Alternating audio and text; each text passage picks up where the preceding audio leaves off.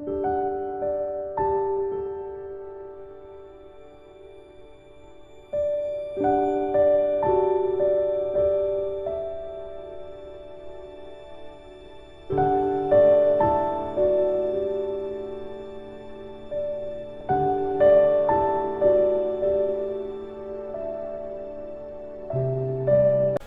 morning, everyone. Welcome back to my channel.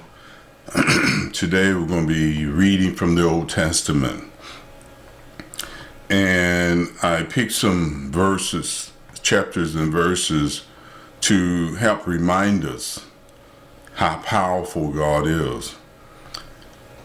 And I'm going to start out with Jeremiah 31st chapter, 35th verse. The Lord provides the sun to be a light during the day. He orders the moon and stars to be lights during the night. He stirs up the sea so that its waves roar. His name is the Lord of Armies. Next, we're going to be reading from Exodus 14th chapter, 21st through the 31st verse. This is concerning Moses crossing the Red Sea. Then Moses stretched out his hand over the sea. All that night the Lord pushed back the sea with a strong east wind and turned the sea into dry ground. The water divided. 22nd verse. And the Israelites went through the middle of the sea on dry ground. The water stood like a wall on their right and on the left. The Egyptians pursued them, and all Pharaoh's horses, chariots, and cavalry followed them into the sea. Just before dawn, the Lord looked down from the column of fire and smoke and threw the Egyptian camp into a panic. He made the wheels of the chariots come off so that they could hardly move. Then the Egyptians shouted, "Let's get out of here. The Lord is fighting for Israel. He's against us." Then the Lord said to Moses, "Stretch out your hand over the sea so that the water will flow back over the Egyptians, their chariots, and their cavalry." Moses stretched his hands over the sea, and at daybreak the water returned to its usual place.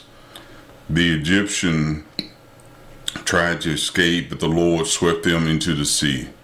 The water flowed back and covered Pharaoh's entire army, as well as the chariots and the cavalry that had followed Israel into the sea. Not one of them survived. Meanwhile, the Israelites had gone through the sea on dry ground, while the water stood like a wall on the right and on the left. That day the Lord saved Israel from the Egyptian, and Israel saw the Egyptian lying dead on the seashore. When the Israelites saw the great power the Lord had used against the Egyptian, they feared the Lord and believed in him and in his servant Moses. Let me just take a moment here and just explain a little bit about the Red Sea. The Red Sea is 124 miles long, 1,608 feet deep, and it only took them, the Israelites, 5 to 6 hours to cross it on dry land. That's amazing, amazing. We have to visualize 1,600 feet deep, and they walked across like on ground land. The power of God is just amazing, but it doesn't stop there. Next, I'm going to read to you about Joshua crossing the Jordan River. This is Joshua 3rd chapter, 14 through the 17 verses. So they broke camp to cross the Jordan River. The priests who carried the ark of the promise went ahead of the people. The Jordan overflows all its banks during the harvest season. When the priest who was carrying the ark came to the edge of the Jordan River and set foot in the water stopped flowing from upstream.